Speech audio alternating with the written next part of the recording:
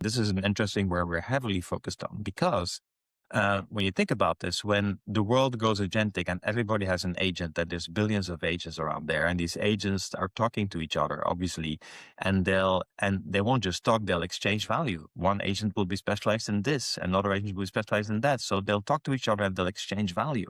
Then the question becomes, are they going to pay each other?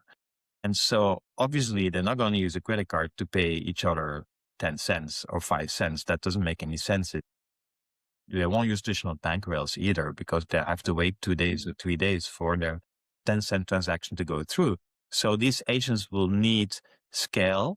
They will need super low cost. They will need instant settlement.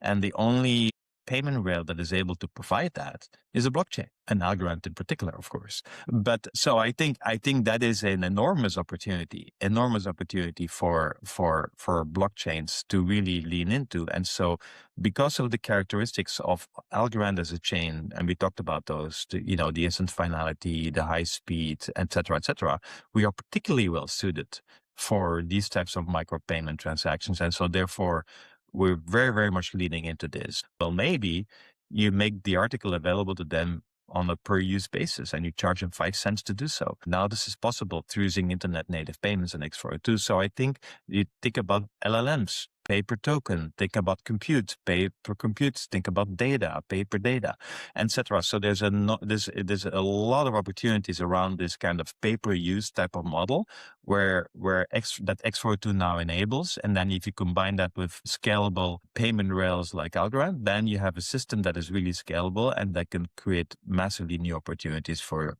all of the actors in the space.